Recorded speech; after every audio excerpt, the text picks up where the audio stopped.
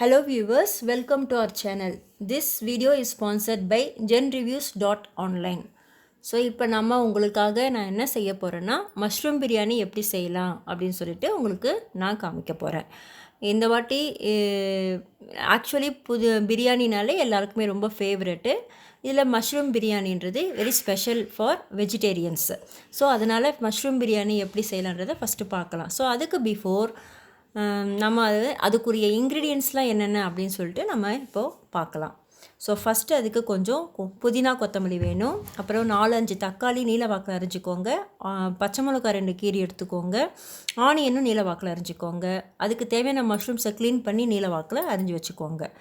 அதுக்கப்புறம் அதுக்கு masalas garam masala and then மஞ்சள் தூள், அதுக்கப்புறம் சில்லி பவுடர், அதுக்கு தேவையான சில்லி பவுடர், ரெட் சில்லி கார chilli and then biryani masala. நான் பிரியாணி மசாலா லைட்டாக போடுவேன். அதுக்கப்புறம் அரிசி அதுக்கு தேவையான உங்களுக்கு எவ்வளோ வேணுமோ அது தேவையான அரிசியை வாஷ் பண்ணி வச்சுக்கோங்க. ஸோ அதுக்கப்புறம் குக்கர் அடுப்பில் வச்சுட்டு ஒரு 4-5 குழிக்கரண்டி கோல்ட் வினர் ஆயில் போட்டுக்கணும். சன்ஃப்ளவர் ஆயில் நீங்கள் என்ன யூஸ் பண்ணுவீங்களோ, நான் கோல்ட் வினர் யூஸ் பண்ணுவேன், நீங்கள் என்ன வேணுமோ யூஸ் பண்ணிக்கலாம். ஒரு 4-5 குழிக்கரண்டி போட்டுட்டு அந்த எண்ணெய் காயிற வரைக்கும் கொஞ்சம் நம்ம வெயிட் பண்ணணும். எண்ணெய் நல்லா காய்ஞ்ச பிறகு கொஞ்சம் வெயிட் பண்ணுங்கள், அது நல்லா காயட்டும். அதுக்கப்புறம் கொஞ்சம் நான் கூட ஒரு ஸ்பூன் கீ போட்டுப்பேன். ஆயில் கூட கீயும் போட்டுக்கணும். அதுக்கப்புறம் அதுக்கு தேவையான மசாலா ஐட்டம்ஸ் கரம் மசாலா, இது கிராம்பு, பட்டை, லவங்கம், ஏலக்காய், பிரிஞ்சி இலை இதெல்லாம் போட்டு நம்ம கொஞ்சம் லைட்டாக வதக்கணும். வதக்கின பிறகு நாம் ரெடியாக அடுத்தது கையில் பக்கத்தில் வச்சுருக்கணும். நீல வாக்கில் ஆனியன் அரிஞ்சு வச்சுருக்கோம் இல்லைங்களா, ஒரு 4-5 ஆனியன் நீல வாக்கில் அரிஞ்சு வச்சுருக்கோம். அதை நாம் இப்போது அதை குக்கரில் போட போகிறோம். எல்லா ஆனியனையும் ஒன்று விடாமல் போட்டுடுங்க. பச்சை மிளகா 2 கீரி வச்சுருக்கோம் இல்லைங்களா, அதையும் எடுத்து கொஞ்சம் ஆனியனோட சேர்த்து போட்டுக்கோங்க. எல்லாத்தையும் போட்டு ஜல்லிக்கரண்டி எடுத்து லைட்டாக வதக்க ஆரம்பிக்கணும். நீங்கள் எல்லாமே ரெடியாக பக்கத்தில் எடுத்து வச்சுக்கோங்க. அடுத்தடுத்து நாம் இந்த ப்ரொசீஜரை பார்க்கணும்.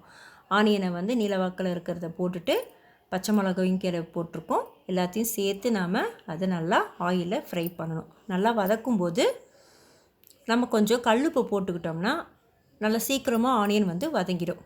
சைட் பை சைடு அந்த டைம்லேயே நான் பக்கத்தில் அரிசியை கழுவி ஊற வச்சுருக்கேன் தண்ணியில். அடுத்து இஞ்சி பூண்டு பேஸ்ட்டு. பிரியாணிக்கு ரொம்ப இம்பார்ட்டண்ட்டான இன்க்ரீடியண்ட் எதுன்னு பார்த்தா இஞ்சி பூண்டு தான். நம்ம எந்த அளவுக்கு அதை பூண்டு இஞ்சி சேர்த்து அரைக்கிறோமோ அது ரொம்ப நமக்கு அந்த வாசனையை நமக்கு கொடுக்கும் பிரியாணியில். ஸோ இஞ்சி பூண்டு பேஸ்ட்டு ஆனியன் வதங்கின பிறகு ஒரு மாதிரி கோல்டன் ஷைனிஸாக வரும்போது நம்ம இஞ்சி பூண்டு பேஸ்ட் நல்லா க்ளீனாக எடுத்து போட்டுடணும்.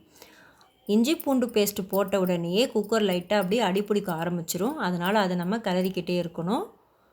நீங்கள் அதுக்கேற்ற மாதிரி ஜல்லிக்கரண்டி வச்சு நான் கலரிக்கோங்க.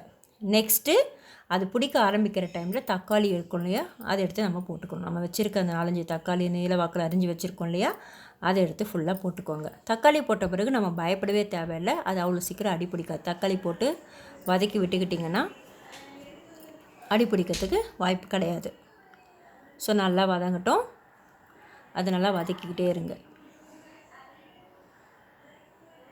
அதுக்கடுத்து கொஞ்சம் தயிர் போடுவோம். பிரியாணிக்கு நம்ம ஒரு 2 ஸ்பூன் 3 ஸ்பூன் தயிர் போட்டுக்கிட்டோம்னா அந்த ரைஸ் எல்லாம் ஒட்டாமல் நமக்கு பிரியாணி கொஞ்சம் பிரியாணி ரைஸ் நமக்கு பலப்பலன்னு நல்லா வரும். அதனால தான் தயிர் போடுறது. அது ஒரு எக்ஸ்ட்ரா டேஸ்ட்டையும் கொடுக்கும். அதனால் தயிர் கொஞ்சம் ஒரு 3 ஸ்பூன் போட்டுக்கினேன் நான். அதையும் போட்டு எல்லாம் சேர்த்து திருப்பியும் அகைன் நம்ம வதக்கணும். நல்லா வதக்கிக்கோங்க. இதுக்கப்புறம் பயப்பட வேணாம், ஒட்டுமா அடி பிடிக்குமான்ட்டு நம்ம சிறுக வச்சுட்டு இதை நல்லா வதக்கிப்போம்.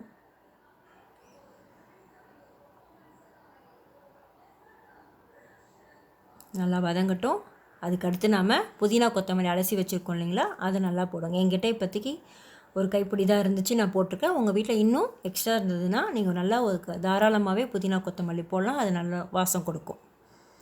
புதினா கொத்தமல்லி போட்ட பிறகு நல்லா இன்னும் கொஞ்சம் வதக்கிக்கோங்க.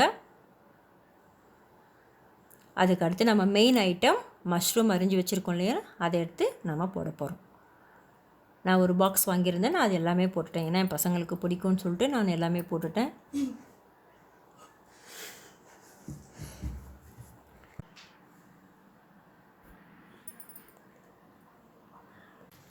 இதுக்கப்புறம் போட்டுட்டு நல்லா வதக்கிக்கோங்க. எல்லா சைடையும் நல்லா ஈவனாக வதக்கிக்கோங்க. இதுக்கு அடுத்து நம்ம மசாலாஸ் ஒன்றுத்தையும் போட போகிறோம். ஃபஸ்ட்டு மஞ்சத்தூள் 2 ஸ்பூன் போட்டுக்கோங்க. எனக்கு கொஞ்சம் அளவு அப்படியே தெரியும், அதனால் நான் வந்து பேக்கெட்லேருந்து அப்படியே போடுவேன். நீங்கள் பிகினர்ஸ்னால் ஸ்பூன் அளந்துக்கோங்க. நெக்ஸ்ட்டு கரம் மசாலா கொஞ்சம் போட்டுக்கோங்க. அடுத்து வெறும் சில்லி பவுடர் இருக்குது இல்லைங்களா, அது 2 ஸ்பூன். ஆக்சுவலாக அது வந்து ஒரு 200 ரைஸுக்கு 1 ஸ்பூன் அப்படின்னு கணக்கு, வெறும் மிளகாத்தூள். அடுத்து பிரியாணி ரைஸு அது போட்டுக்கோங்க.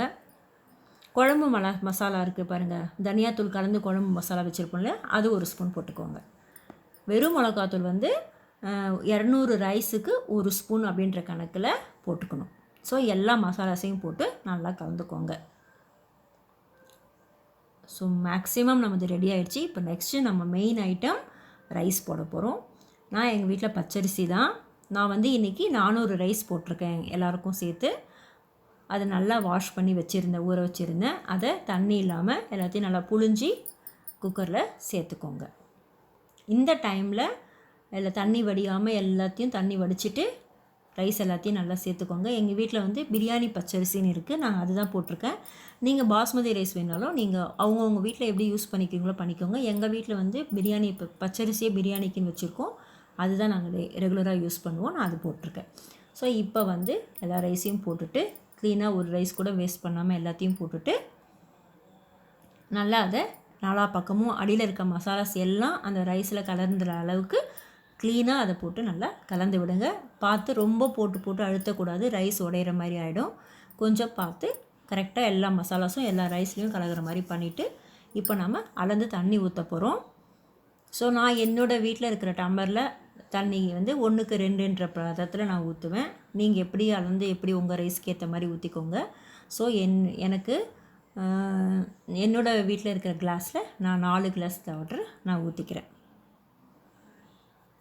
அது மாதிரி அளந்து ஊற்றிக்கோங்க. அந்த நம்ம இஞ்சி பூண்டு பேஸ்ட் அரைச்சொல்லிங்களா மிக்சியில், அதில் சிலதெல்லாம் ஒட்டியிருந்துருக்கும், அதையும் சேர்த்து நீங்கள் தண்ணியில் வாஷ் பண்ணி அதையும் சேர்த்து ஊற்றிக்கோங்க. இந்த டைமில் நல்லா கலந்துட்டு உப்பு கரெக்டாக இருக்கான்னு டெஸ்ட் பண்ணிக்கணும். அந்த டைம் உப்பு வேணும்னா இந்த டைமில் போட்டுட்டு ஒரு தட்டு போட்டு மூடி வச்சுக்கணும். தட்டு போட்டு மூடி வச்சிடணும்.